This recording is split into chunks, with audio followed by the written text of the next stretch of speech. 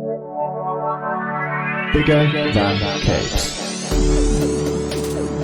Give me some sadness. Yeah, I was looking forward to it, and then I watched it.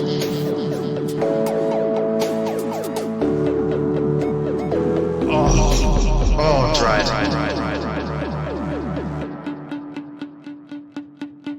Hello, the internet, and welcome to another episode of Bigger Than Capes. My name is Zachary Whittaker, but no, my name, in fact, is Will Holden, and I'm joined today by Zachary Whittaker. Oh, wait. But no, it's Matt. It is Matt. And today we have gained control. We have wrestled the leash from Zach. Zach is currently, well, we don't know where. He's MIA, AWOL. We're sure he's fine. Somebody else. We wanted to talk about Tetris, the games that people play, by Box Brown this week, didn't we? With that, we did. And Zach was kind enough to give us the reins. Yeah, ready for this train crash. Yeah, it's going to be interesting to say the least, to see how we do without a firm guiding hand. Oh, yeah, this could be insane. Okay, but first tell me, Matt, how you doing, buddy? I'm doing pretty well, thanks. Doing my usual stuff, like, lots of baking and stuff. Saw a duck fly into a hanging basket outside a pub this morning. That was nice. That's a treat. Reading comics, reading novels, all that good stuff. Nice. What about you? How are you? I'm doing all right, buddy. I've just come back off a holiday. Going back to work's hard, but it gave me plenty of time to... I've been doing the impossible task of trying to work through my backlog. Of course, as is the nature of backlogs, it's ever growing, and I don't think I will ever catch it. What have you managed to clear? Well, this was interesting, and it was a nice moment when I realised this. So I got a few books ready to read, and you can see how I was going through alphabetically, because the books I had were Isola, Livewire, Lady Mechanica, Invisible Kingdom, and Lazarus. I'd got to the I's and L's of my list, but I was quite pleased to see that all 5 books have a predominantly female lead, and in most cases, and exclusively female lead. I thought that's nice to see, because I didn't pick those books out for that reason. No, it was just a happy coincidence. Yeah. But these are the books of sort of yesteryear that were very popular when they came out, and I've had them for a while. It's just one of those books that I've bought and has gone into the backlog churn, and eventually I've managed to get round to them. I like all of them, but Lazarus is probably my particular standout. I have only read the first trade of Lazarus a few years ago, but remember really liking it. But I generally like Greg Rucka books, and so I was fairly sure going into it that I was going to have at least an interesting time, if not necessarily a good time. But no, I had a pretty good time, even, I'd say. And I quite liked Michael Lark's art for it as well. It's got that kind of it looks like it at points. It's got this weird, almost CG kind of look to it, but due to the way it's shaded, sometimes the characters look like 3D models, which I find quite interesting. It took me a bit of time to acclimatize to the art, I think. Initially I found it a bit off-putting. I would definitely agree. It gives a bit of a shock. But to be honest, I'm up to, I think, the 4th or 5th volume. They changed their numbering system after a bit and become plus 66 and start again at volume 1. So I'm not quite. Say you've done very well to read 66 trades. That's for you. But after a bit, the art just becomes part and parcel of the tone of the book. Yes, it's really fits. It is because like it's got this sort of futuristic look. I appreciate it. Like it took a little while to grow on me, but it does fit the book. Like I say, like the kind of mixture of the traditional kind of like traditional art, like with the 3D model kind of shade, like heavy shading. Kind of look to some of the characters in some scenes and stuff. It's weird, but kind of cool. Yeah, I think it sort of informs its world after a bit. Yeah, I have been continuing my perennial One Piece read. How many thousands of volumes are you in now? Well, I've just finished the Dressrosa arc, which is like I think it was like several years that it was being published, and I read it over the course of like the last week, and it's real good.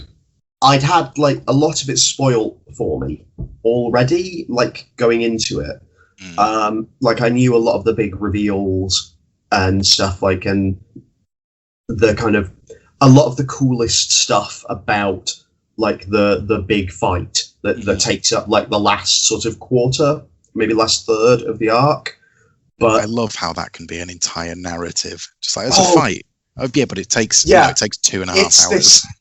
The great thing with One Piece in particularly in Dressrosa, is the scale of the final fight, because it's a big enough fight spread over enough sort of location geographically, and so well laid out and sort of planned out that you like one of the enemy sort of characters has the ability to kind of merge with stone and reshape stone, and so forms this like giant statue that's like hundreds of meters tall, and it's genius because it sets the scale for the entirety of the other fights as well, and it helps create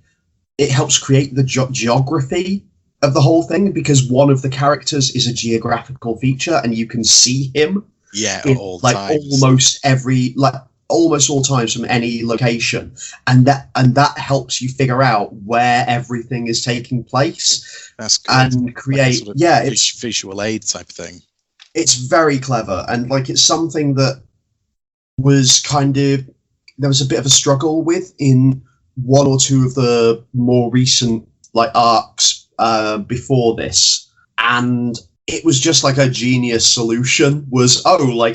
So it's a little easy to get lost in here, like the regular sort of need for maps, like in some of them.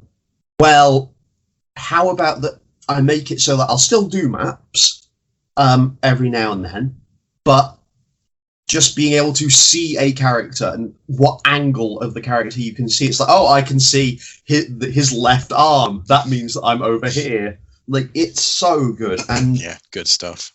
Yeah, brilliant. I think that's the main thing I've been reading. Yeah, just solid that. Should we have a quick note towards our erstwhile sponsor, Travelling Man?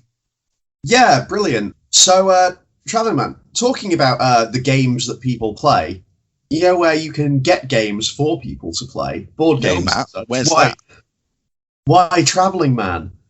They have stores in Newcastle, York, Leeds, and Manchester. Nice. And they are open, with restrictions due to COVID, but they are open. Yeah, I've been back. Oh, have you? I haven't managed to go yet. Yeah, I've been back in. To be honest with you, just to pick up some magic card sleeves. Got to get them sleeves. But I've been back in. It is open, back for business. we've got is it a very late free comic book day this year? Yeah, we have. On the 14th of August, just a tidge later than usual. Yeah, but Travelling Man is always my preferred shop of choice. I tend to get more of the better books in there. And it's always just great to kind of get to see all of the community kind of joining in with it and enjoying it. Like, it's great. Like, I love how popular free comic book day is. It's great. You get to see like all the kids coming in and coming in for books that they may have never been exposed to before. Like, it's great. I love it, and everyone people showing up in costumes. And Travelling Man is really great about it. And organise and manage it really well. Even before COVID, they were great at making sure lines and spacing were managed. For free comic book day, so feel reassured there. But yeah, comics, games, magic card sleeves. Yes, please. They've got it all. So let's move on to Tetris. Absolutely. This is a book that I've read for the first time. I know this is a repeat for you. Yes, I've been a Box Brown fan since Andre the Giant book came out. Are all of his books do they have this sort of documentary comic? Yeah, like an educational comic format. There's he's done an Andre the Giant one. He's done one obviously on Tetris. Mm-hmm. He has done one on Andy Kaufman, and he's done one on the history of cannabis. Oh, nice. And they all share, a similar format of following a story of a person, or in the case of cannabis, a plant, through sort of a particularly interesting period. Obviously, the Kaufman and the Andre the Giant are more sort of biographical, whereas Tetris focuses on you. I sent you the cast list. Indeed, and it is earlier, and it's about a side and a bit of A4. It's as much about the game itself as it is the people who created it and helped sort of move it, and it's about games as a thing that people do, like the title says, the games that people play. It's about how people create games from nothing, and how games kind of reflect life and influence it. Yeah. So you say this was your first time through. What did you think? This is my first read through. So for the most part, I think this book's great. Mm-hmm. Okay, we can stop there. Great. We're on I really like the art in it. I think it's kind of high cartooning style is really, really fun. Very sort of it's weird because it has simple blocky art, but will occasionally go into give much more detailed sort of close-ups on people, and a thing I really like about how blocky it is most of the time is that it works so well when it's representing the Soviet Union and that blockiness because of Soviet brutalism, as an architectural style. So it plays really well into creating that sense of Russia in that period. It has older buildings and stuff there. Obviously, you see the Kremlin at one or two points, but seeing just all the very brutalist square utilitarian buildings is so it just lends naturally to that. Absolutely. I also think it injects a certain kind of level of whimsy A lot of the characters are kind of squishy and malleable, and their features don't stay still. Like, they are recognizably who they are from panel to panel, but they are not fixed constructs. Yeah, the way that like Alexei occasionally just has the happiest kind of looks to him is in a way that you don't think is possible given the character model you see at various points, like the kind of like what his most on model parts look like, and then you just see him a bit more squishy, like not sort of in the chibi stuff, but like slightly sort of fatter face and a bit like it's got like a Dilbert, like that old kind of 3-panel gag comic styling, but I really like it. And I also think you were mentioning like how it represents Russia really well. It's surprising how much space and feeling you get with very little background detail, and this was something I think I was complaining about when we were doing the indie roundup. Yes. I can't actually remember what book it was in specifically, but I remember saying that one book I'd marked it down essentially for having vague backgrounds. Yeah, like very sort of just flat patches of space. Yeah, and I think this does it as well, but because of the nature of what it is, being more kind of documentary, educational in style, and also because it is quite cartoony, it's pacey. You never really stay on one panel that long. Yeah, like the only times you really do that are where you get the big location shots, like when they go to Vegas.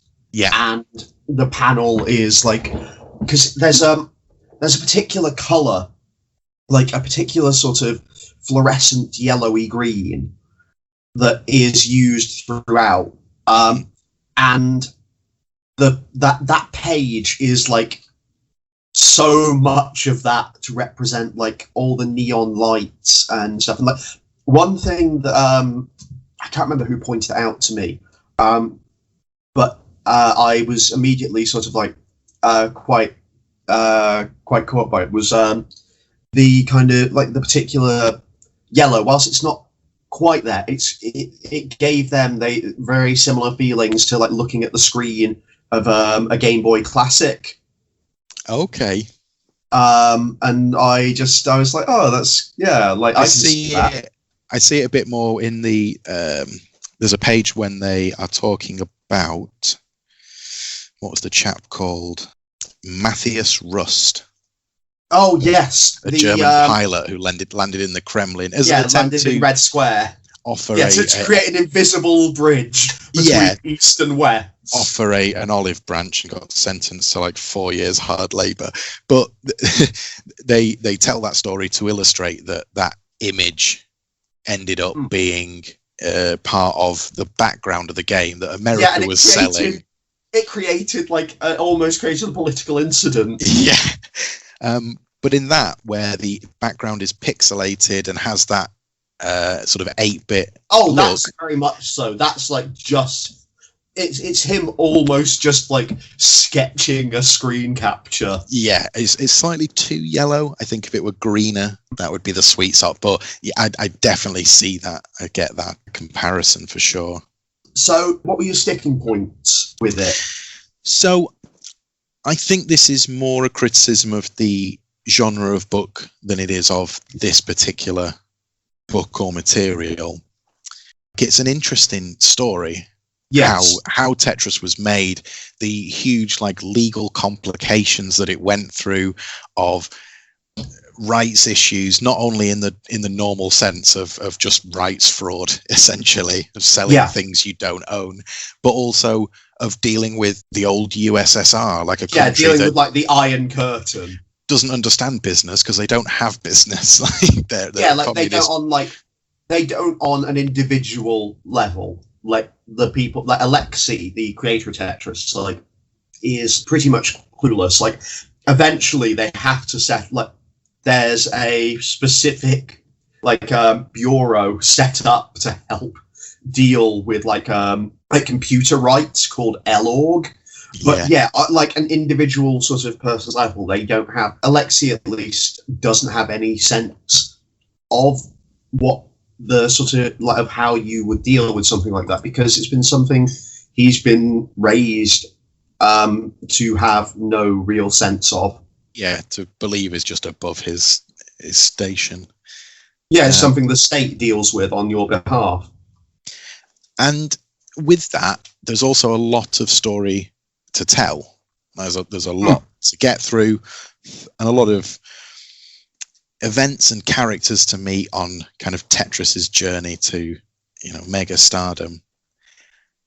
But it's in that I felt at points of the book, I felt that it was just sort of saying, and then this happened, and then this happened, and then this happened, and then this happened. It was never allowed to get into a lot of detail on many of these events or issues. They were hurdles that almost immediately were solved, because that's kind of the pace of the book. And like I said, I've basically complimented that in one breath and said it's really like, it's pacey. It's a breeze to read. Like I enjoyed my read of it, and it's really quick. I always appreciate that, because I think I'll go back and I'll read this again, as where something that I think is a slug or is just very long, less likely to. I think that the thing to realise, though, when it comes to that sort of thing about like the pacing, is you kind of, it's not going to be a fully sort of detailed history of this, because you can't really do that in like how many 100 pages, like nearly 300, 253 of in 253 pages of comics, like especially with a story with so many moving parts, when you're kind of dealing with so many, like say, individuals who are having conversations that no one really knows exactly what was said, that like it's going to have to at some points just kind of move at pace, and things are going to happen, and it's going to do its best to explain them, but you're not going to you're not going to get the most sort of nuts and bolts history. It's going to it's a book that wants, as much as it wants to tell the story, it wants to talk about its theme, about games, and about kind of like how and why like Tetris was this perfect kind of culmination of all of these factors that make of how humans interact with games, how games work with people's brains, all this sort of all this stuff. Like, so I agree that like occasionally it's like, and then this happened, but I do think that's quite necessary, and like it makes the book a good introduction. I think it's like, that's why I wanted to preface it with it. It is more of a criticism of the genre. It wants to give you a very broad picture of just the history of Tetris and all of the interesting events that happen. Yeah, and it's a funny dichotomy, because as I said, I've really enjoyed this book. It's maybe it's just kind of looking for nitpicks. I don't know, but you have to find something. It still feels sort of true to me nonetheless. I agree that it is a thing. It's not an unfounded criticism. No, it wouldn't be this book anymore. But I think a equally successful book, it could be if you chopped off the beginning and the end, and you just sort of had the legal shenanigans as a more in-depth story. Like, I think the opening is really great, but also really important in explaining history of games and how they came about from like Neolithic times through different stages of history. Yeah. I seeing the dice in there, I was like, oh, I've seen so many ancient dice going to various museums and stuff, and I was like, oh, I've seen that. And I was like, basically, the first time I looked at it, I was going through like ticking off if I've seen that type of ancient dice, and like whether I've seen that sort of ancient like playing board. And stuff. And I'm most of the way there. Got most, ticking them off. Yeah. Are you much of a video gamer? I play like a fair amount. Like I used to occasionally write video game reviews for The Guardian. Oh yeah. And like The Observer. Not that means anything. I wasn't like. Anyone could do it. Anyone who can play games and write, and has like and can Still, write. You were the guy. I was a guy at the bottom of the pile. But like, I play games and I like to talk about games and think about games. Like at the moment, I'm finally going through Subnautica, which is fantastic. That and I'm playing Bug Fables, the Everlasting Sapling, which is like basically a spiritual successor to one of my top 5 games of all time, Paper Mario 2. Oh, lovely stuff. Oh yeah, that sounds up my street. I must say, like from watching Jaws too young, I have an intrinsic fear of like the deep ocean. Yeah. Also, did you play Tomb Raider 2? Yes. And there's a level called 40 Fathoms, and you just start at the bottom of the ocean, surrounded by sharks, and it messed my little brain up. So I don't like. So Subnautica's not for you. Not for me, even if it's not that scary an underwater game. Was it Tomb Raider 3 where you could lock the butler in the fridge? In the mansion? No, that was Tomb Raider 2 as well. Where he just follow you everywhere. That was the main thing I did in Tomb Raider 2. Was I just go into the mansion and play around and lock my butler in the fridge. Lara Croft privilege. But I've been playing a lot of indie games of late. I've been finding a lot of really cool, a lot of kind of like throwback games.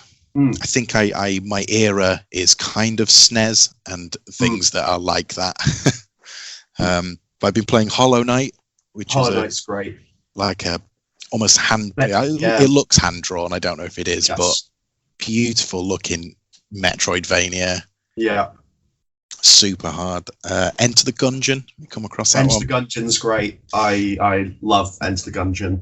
I've only recently got into roguelites and roguelikes.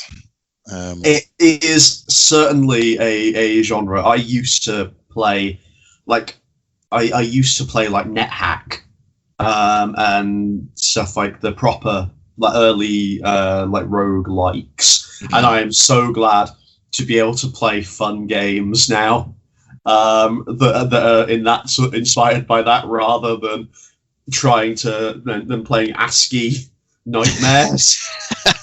No, talking of ASCII nightmares, I do love Dwarf Fortress, so like that's I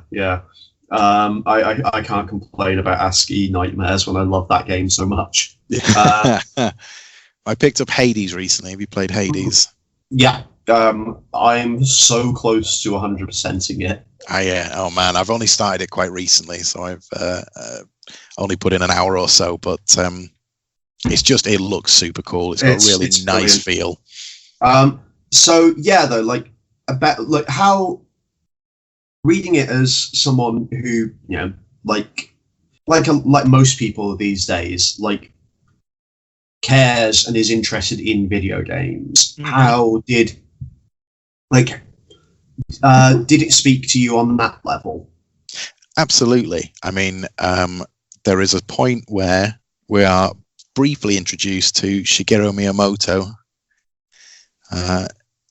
Nintendo's creator of Mario and just all round like bonkers eccentric.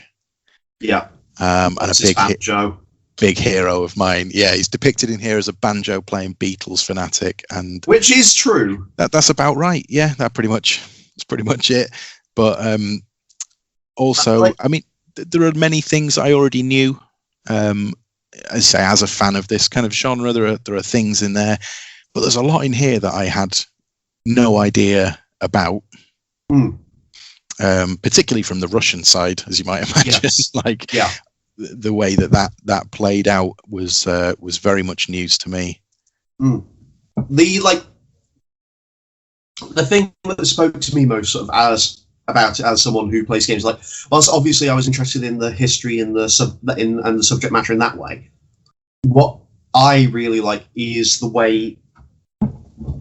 it talks about the psychology of games, and in particular Tetris. Like, there's a brief sort of tangent to talk about a study that was done by Bluma. I think her name is Bluma Zygarnik, who was like a psychologist who, like, one time she was out with her professor for drinks, and they got talking about how how did the staff manage to keep all of the drinks orders like in their brain without paper and without anything. And it's like, and it kind of talks about how that and how they, once they've delivered the drinks, they automatically just expunge it from their brains. They don't know anymore.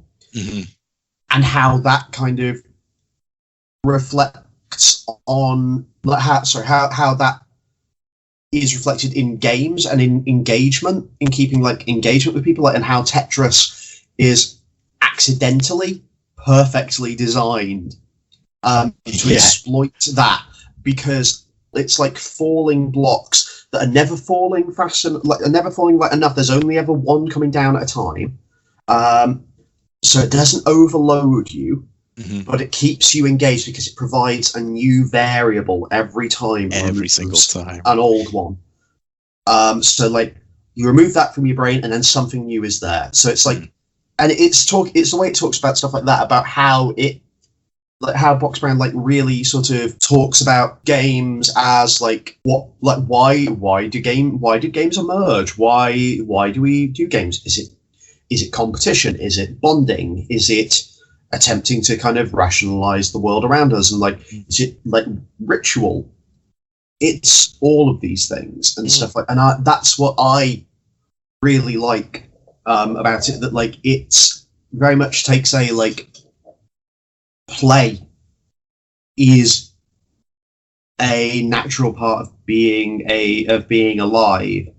It's like, it's a useful tool. It's like, and when talking about like the psychology sort of like hypothetical with the waiter and stuff, like that's a thing that's used today in like the process of like gamification as well. Of like, think about like how things like, you know, take something like Duolingo, like the language teaching app, works to kind of do it. Like, it not only does like the rewards, but it also does like the kind of breaking it up so into like a small piece with a few variables that you can forget. But then as soon as you press to say it, it gives you a new thing. Yes. Like, yeah, it's. They talk about like game loops, don't they? About that. Yes. Kind of effort, reward, variable effort, reward, variable effort, reward, and that sort of that ever satisfying process. And how Tetris is this perfect accidental exploitation of that loop, and all of these bits. Like, I mean, because like, I mean, new Tetrises are being made all the time. Like, to this day, like, in, I think it was 2019, that you had the Tetris effect, which is like a particularly like special new like version of Tetris. Like it's Tetris, but it's about the presentation, Right. and stuff, and adds in a few new ideas, but it's still Tetris. And I think that it was Giant Bomb's, which is my favorite video game website, their like game of the year for 2019 was, hey, there's a new Tetris, it's very good. Got to play it. My favorite Tetris iteration recently was Tetris 99. Tetris 99 is very cool. I think it was exclusive to Switch, but it's that like battle royale style Tetris where 99 people play Tetris simultaneneity, and when you clear a line, you sort of fire those blocks into someone else's you have like game. Limited effect on other people's boards and stuff. It adds another level of reward, and also like challenge and competition. Yeah, it is just I have never been particularly good at Tetris, but I'm fascinated by it and by the fact that it is such a perfect game. I really like about a lot of game development and game history stories about how many things are like done by accident. There's a very sort of gonzo Wild West styling to some of the early video games, and like Space Invaders accidentally invented levels because his programming made them speed up. Well, I'll keep that. That's fine. That's cool. And sort of Doom kind of accidentally invented 3D. Well, I guess they did it on purpose, but like Street Fighter 2 accidentally invented combos. Yeah, like combo chains that weren't quite supposed to be there, but they came out in play. And I also love that community of gamers, although I'm definitely not one of them because I can't be bothered, but who just comb over a game and either like learn how to pull it apart and manipulate it, or just learn every facet of everything, every piece of effort that's been put into a game. Yeah, like your speed runners and like the people who just dive into code to find all the little secrets and to appreciate why the game works in a particular way. And I also like that people have got good at them to the point that we can have like competitions. And like again, that's the thing that the game that like the book talks about is Tetris as a sport. It's absolutely like I'm surprised it's not. I mean, more prevalent esport, because I think people would watch it. Is it going to bring in as much as like Dota or your League or something? Probably not. But people are going to like.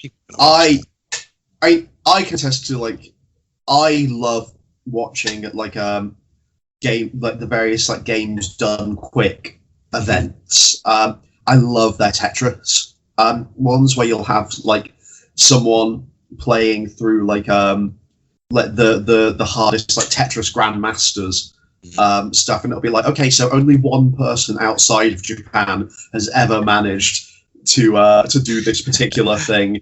Only like 3 people in Japan have ever done it. So if I manage this, we take it up to 5 people.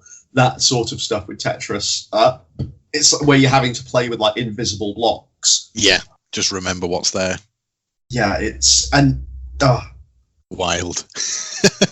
Yeah, so who were your were there any like standout characters that you particularly enjoyed in the book? Yeah, I think the duo that forms from about the middle but gets stronger towards the end is like Alexei and is it Henk? Yes, Henk Rogers from Bulletproof Software. That's right, yeah, and ends up sort of working for Nintendo. But they just form this little like friendship, and I really like that because Alexei Payitnov. Yeah, I'm going for that. Because he was Russian and at the time made not a bean from Tetris, despite the rest of the world making billions. Yeah, and Henk was one of those who became a very wealthy man. But at a certain point, like returns that favor and doesn't forget his friend. To like Alexei, and to Alexei's like to Alexei's friend who helped early on, like Vladimir. Vladimir wasn't in the book that much, and then at the end, I think I sort of realised why. Yeah, he has a very dark, very ending. Tragic. And I don't think you're supposed to get that invested in Vladimir throughout. I think you are towards the end when you kind of learn more sort of about like his time in America before his end. But yeah, no. Henk and Alexei in particular are just this wonderful, like, oddball duo. Like, there's just this wonderful part where there is a board from L-Org, the Soviet, like the Soviet negotiators for it there, and with Alexei. There's like, everyone who's involved in Tetris is here, and then on the other side of the table is Henk, and Henk's like, "Oh, I hope I'm going to get it." And you just see Alexei like whisper to the guy sat next to him, "I like him." Yeah, and it's like, and he just looks so cute and childlike, and I'm just like, "Oh, Alexei, you sweet man." I know, they just seem like proper little boy friends, and yes, it's so endearing. Like I really love like one of my favorite characters in it is Yevgeny Nikolaevich Velikov, the second negotiator that you get for L-Org, because like he takes over from the first negotiator, a man called Alexander Alexenko, who didn't really know what he was doing, and like didn't take the whole thing seriously enough. So he's having to clean up this mess, but is also still having to figure out what's going on the entire time. And he is the gutsiest man, or like the gutsiest, like bravest person in this book is either Yevgeny or it's Henk. Or it's Henk Rogers, like, because there's there's a few moments for Yevgeny, but like one of the standout sequences of the book for me is when you have like 3 different parties flying in to Moscow, to go and negotiate. One of them is Robert Stein, who's the guy who was originally negotiating directly with Alexei and then later with L-Org, who has some rights he's to the it, worst, not the Robert. rights, but not the rights he's claiming. No, Stein's the worst. Then you have Kevin Maxwell, who just happens to be the son of Robert Maxwell, father of Ghislaine Maxwell, and tabloid rag owner. Who is flying in to try and get the rights, and then you have lovable old Henk Rogers, who is like just there, just like has heard about it and knows that thinks that if he gets there he can do it, but he's not had an invitation or anything. So they're all racing. Innocent bullishness where he falls in love with this game as a game maker himself, like realizes its potential, and then just keeps asking about it and just saying like, I want these rights, please. And he's never like everyone else going is just a business person. Henk is a business person who's also a fan and a person who makes games and like can talk to someone like Alexei on that sort of level. Mm-hmm. But yeah, he just shows up. He's there. He doesn't speak a word of Russian. He has a like you assume he's just been on the plane reading like an English to Russian phrase book, and eventually manages to get a translator who he finds the building that that he needs to go to talk to Elorg, and his translator's like, "You can't go in there. That's a government building. You don't have an appointment. They won't." But he just walks in, and is like, "Hi, I want to talk to Elorg about Tetris." And he's the first one there, and he he gives Belikov, like I say, the stoniest, like possibly the smartest person in the whole thing. Just in terms of how he plays every party against each other. Like he acts like Hank basically accidentally gives Belikov like the trump card to win the negotiations by going like, look how nice they make your game out there, like it's so loved. Look, here's this Nintendo home release, and he's just like, okay, that's not supposed to be a thing. That's not in the rights that we gave to Stein.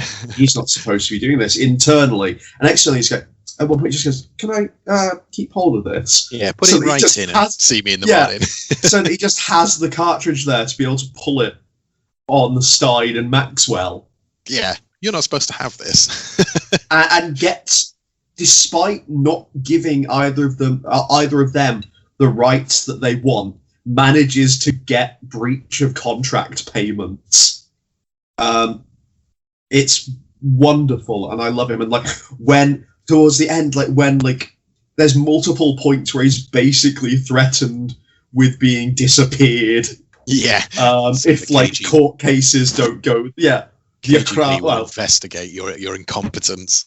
Yeah.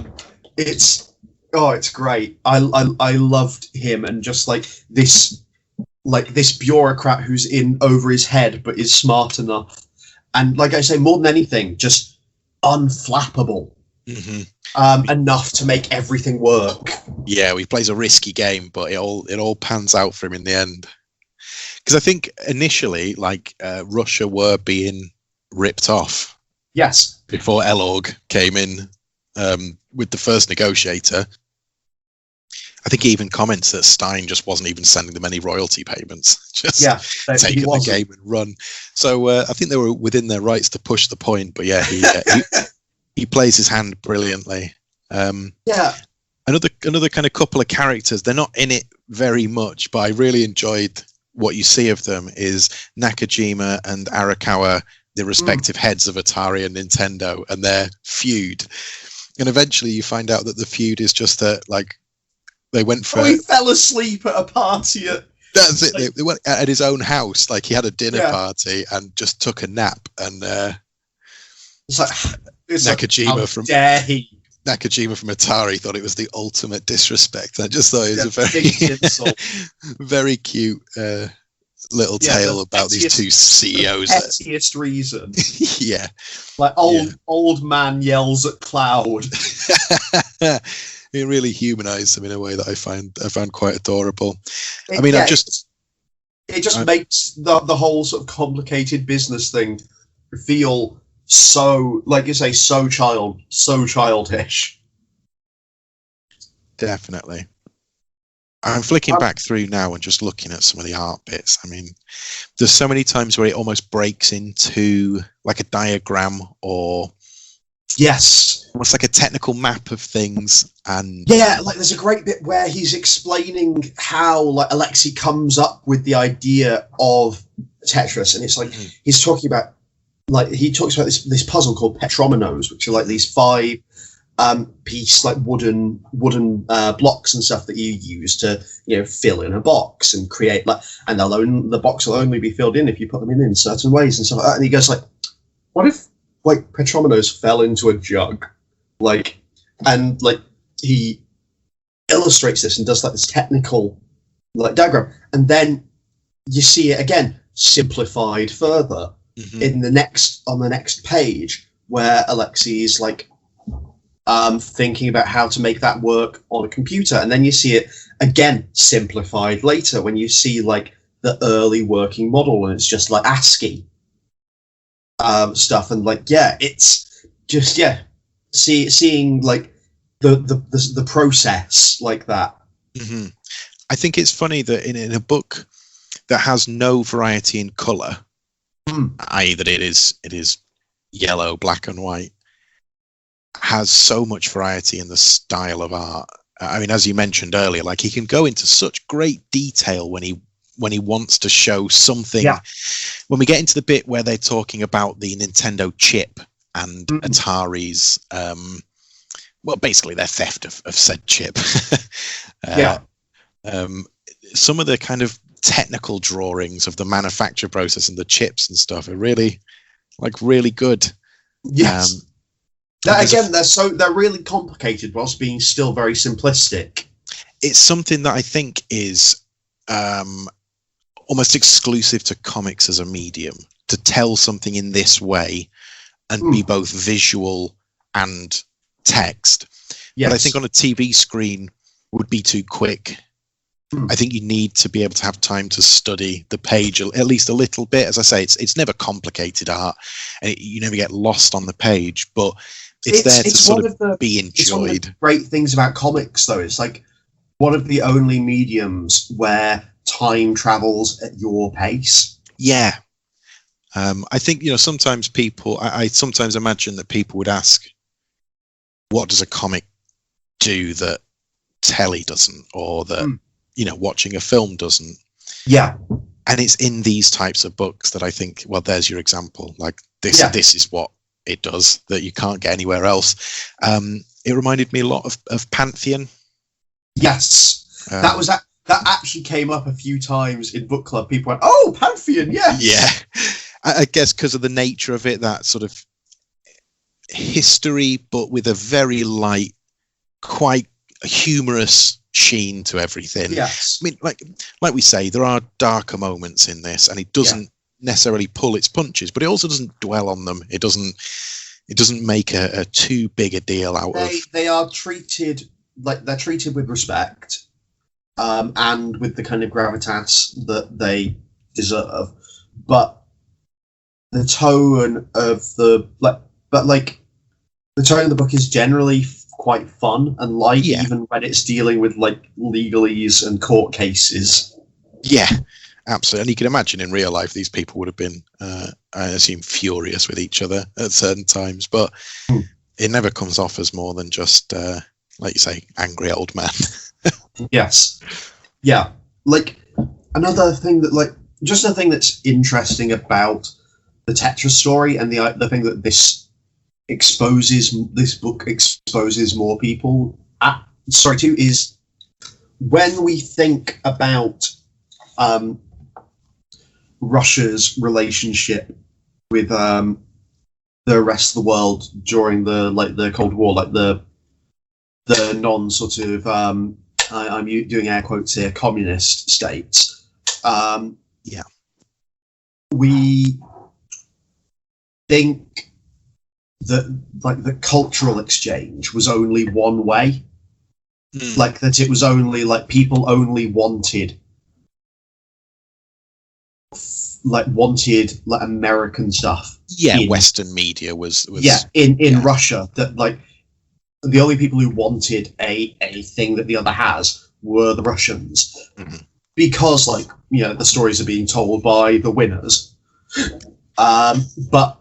But the fact that Tetris exists and stuff is a massive counter argument to that, is that no, the culture exchange did go both ways. There were things, and say what you will about American blue jeans that everyone supposedly it's the one thing that comes to mind whenever I think about what did people in the USSR want. Well, according to the various action films and stuff I've watched from the 80s, it was American blue jeans. Just a nice pair of Levi's. Just a nice pair of Levi's.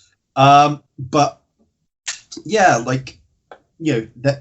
things like Tetris were things that would go out into the world and were desired enough to be to help help the further an industry. I mean, they're a fascinating country with considerably less money and public support. They almost matched America beat for beat in the kind of space race. Up until the Iron Curtain fell, they're an incredibly secretive country, and so whatever culture was being developed and honed just wasn't making its way out in the same way. Like the fact they marketed Tetris as the game that escaped Soviet Russia. The game that escaped Soviet Russia. It's such a genius bit of marketing, this exoticization of a game about falling blocks. Yeah. A game about like a puzzle that's like a game about like a maths puzzle that's like also like a spatial puzzle that's like, yeah. Oh, it's brilliant. It's an example of when the simplest of things are the perfectest of things. Yeah, you can write that word, perfectist. Yeah, it's the most perfectist word I've ever said. Yeah, it's perfectly cromulent. It like my vocabulary has been embiggened. But yeah, like if you can't tell, like this is a book that I really like, but I am kind of a sucker for educational comics, in particular like history comics. Like I love like I love the various Van Lente, Dunleavy comics, like Action Philosophers, the comic book history of comics, the comic book history of presidents, like the Aubrey Citizens comic book history of professional wrestling, and all sorts of all of Box Brown's books. Like I really enjoy that sort of thing. Like I mean, I read a lot of non-fiction anyway, but like I get so much joy out of it, like out of like learning through comics. I think it's such a fun medium, and it sticks with me so much, like so well. And it's like because you can have so much fun teaching people a thing through comics. Like, I'm a huge Shigeru Mizuki fan, and he did a lot of like history mixed with autobiography books. Yeah. Like he did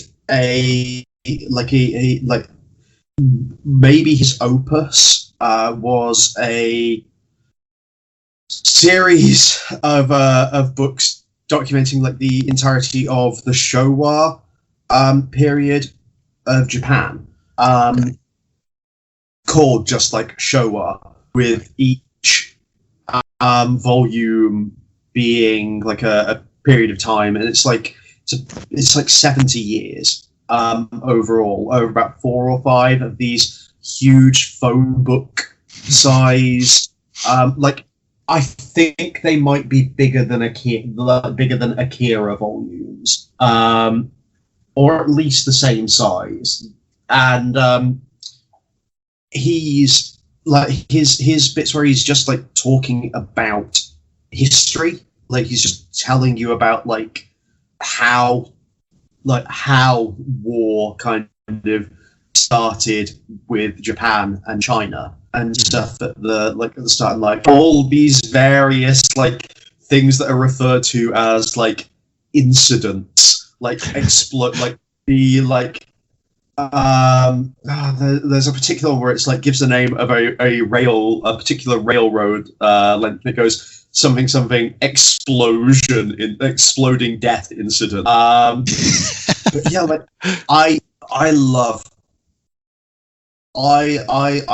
educational comics and like learning about, like say, Mizuki dealing with the darkest of stuff. Similarly to like what we were saying about this, he has a very cartoonish style. Yeah. Like, and it helps. It mixes the facts like that. It lowers the tension whilst also lulling you into a false sense of security for when the actual horrible stuff happens, because he talks about like his experiences in like I think it was Guam in World War II, where he had one of his arms blown off, and he had to relearn. He had to like reteach himself how to draw after he came back because he lost his dominant arm and everything as like a cartoonist. Oh yeah, and like it's like you've just been like, this is a horrific story the entire time, but you're also like occasionally, oh, look at the cute thing. Look at like all of those squiggly lines. But I must admit, I'm not particularly a lover of non-fiction. Like it's not my particular jam. But I really like it in this format. I think this and Pantheon probably are the only two that immediately come to mind of this sort of format that I've read. But I definitely engage with it, and I'd engage with it on things that are not already in my wheelhouse. You know, like exactly. That's what's great about Box Brown. Like I've liked all of his books, but like he could write a book on almost any subject, and like even if I wasn't interested, I'd probably look at it and go, you know what? By about 30 pages in, I'm going to be. Yeah, I'm going to be into this. And like you mentioned, Aubrey Sittson's history of professional wrestling. Again, wrestling's not one of my areas. It's not a love, but I really like Aubrey Sitson, so yeah, I'm up for giving that a try for sure. I'll lend it to you at some point. Superb. When that becomes possible again. Not long now, within a week, I think, of human contact. I will. I'll borrow one of my dad's fishing rods. I'll attach it and I'll cast it over to you. Over county lines. I don't know if the rod's that long. I say I think as we've talked about it, it's grown even more so to the point that I think my original misgivings are not that big a problem. Like I think they're fair. Yeah, they're still there, but I think it's criticizing, or it would be criticizing the book for not being what I want it to be, which is unfair. Like you've got to criticize it for what it's trying to do, and I think what it's trying to do, it succeeds brilliantly. I think that the book that you want would also be a very interesting book and would be a great companion. I think the story's good enough that you can just take a chunk of it and say, I'm just going to tell this.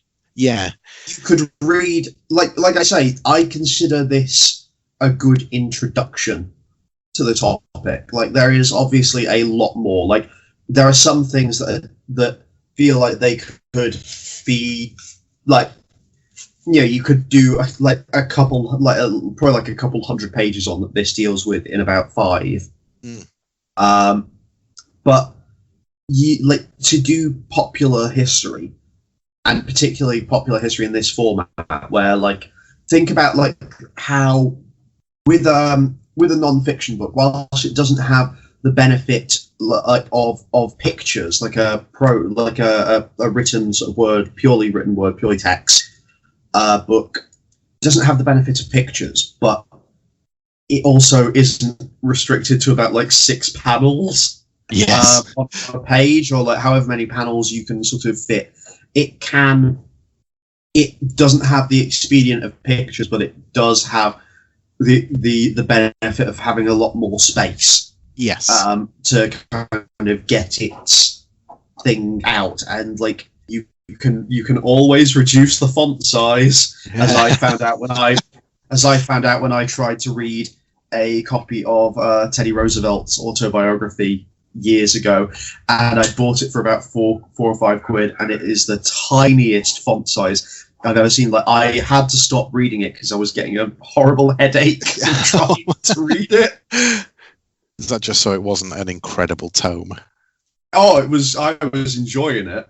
Apart from the moments I had to go and lie down in a dark room. Yeah. But overall, I'm into this. I think if Box Brown wanted to tell that story, he would have done it, and this would have just been longer.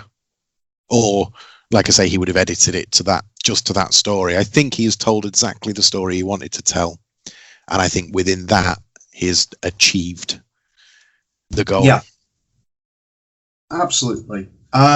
So you'd say it would be a recommend? It would absolutely be a recommend. I think whether you like Tetris or not, it doesn't really matter that much. No, it does help to be into the subject a bit.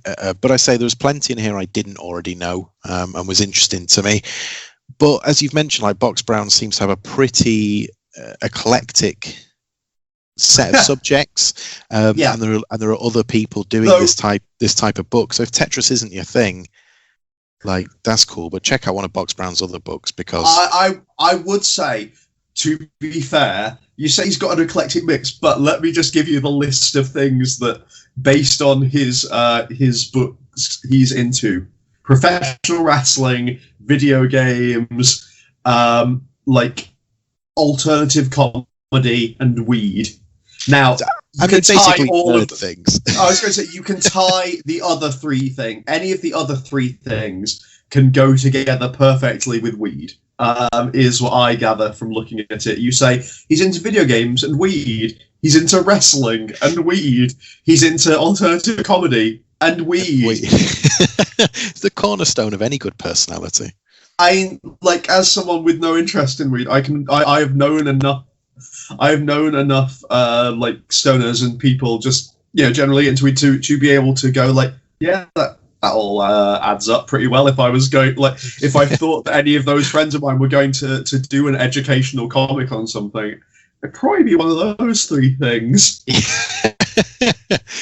But still, like, subject or otherwise, it is eclectic. Have a dip, because, as I say, it's a breeze to read. I mean, this maybe took an hour and a half. Yeah. And we had the benefit at Club of actually having someone there who wasn't really into video games, and we asked her how she found it, like, as someone from that, and she said similarly, like we've been saying about, it doesn't really matter if you're into the subject matter, because it's made entertaining. The story itself is interesting. As I say, that whole middle, well, really the main thrust of the book, which is the back and forth of the legal rights and all of these different companies thinking they have the rights to produce a thing, actually making it and selling it, and then finding out that it's all built on a house of cards. Yeah, I think it's just a really, like, captivating and interesting story in its own right. So whether or not it was about Tetris, like, I think just the ins and outs of that, and how it's presented in this format, and with that dash of humour and slight sort of whimsy to it, it's just great. It's a really entertaining, really easy and informative read. It tricked me into learning. And that's all we can ever hope for. And with that, I think we're done talking about Tetris, the games for people play. But before we go to another word from our sponsors, I just have one important question for you. Hit me. How are you finding that Stoko? Oh, You enjoying you? I want an update on like, since I got you to read Orkstein and Orphan. Have you tried any more Stoko? I actually haven't engaged with any more Stoko just yet. Oh, you're breaking my heart. I know, man. I know. I've really been trying to get through this backlog, and a peek behind the showbiz curtain. Just had a new bathroom in. It's cost me quite a lot of money. When you said I've had a new birth, I was like, he's going to tell me he's had a baby, and I just don't know about it. And I've been just had another one. Time. Didn't like this one either. Sold it.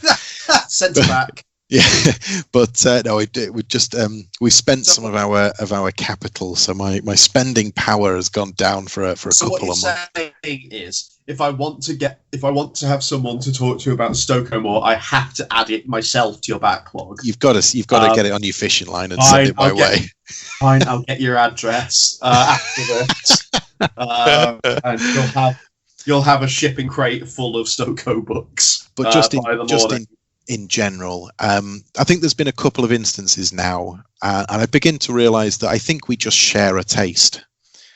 I think there's certainly like areas where that's very true. Because every time we do the indie roundup, we always pick the same books. Yeah, it's worrying. Then it turned out we both like Powell and Pressburger. Yeah. There's lots in there. But Stoko is one of those that I just think is a real nexus of our collective tastes. Yes, all come together. I think is probably the like you say, the nexus is like the central point. Yeah, like it's where the things that we both like so perfectly meet.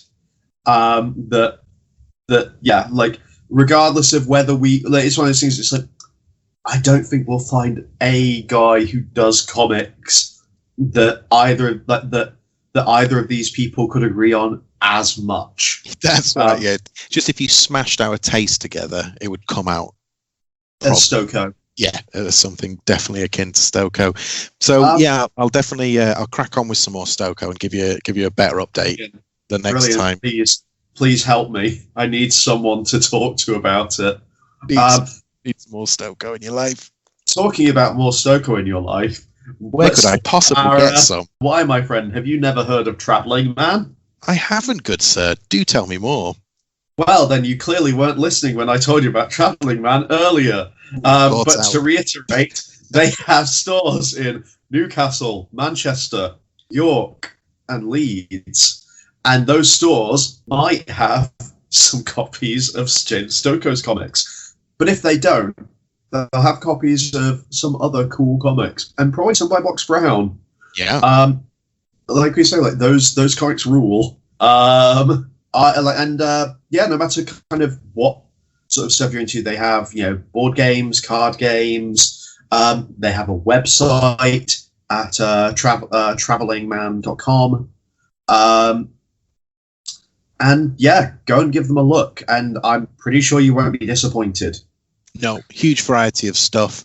Like I say, can very much cater to all tastes. Get down to your local Travelling Man. Buy yourself some Box Brown. It's been great, Will. I don't think we meandered too far without oversight and a responsible adult. It's been an absolute pleasure. I mean, we've been talking for 4.5 hours now. I mean, we'll edit this down, of course. We'll edit this down. We'll edit the part where I gave like the entire history of like the Soviet Union, where I talked about the fact that this book talks about Rocky IV, which rules, and where I went into like a half-hour diatribe about why the robot in Rocky IV is the best character in the cinema. Happy birthday, Polly. Happy birthday, Polly.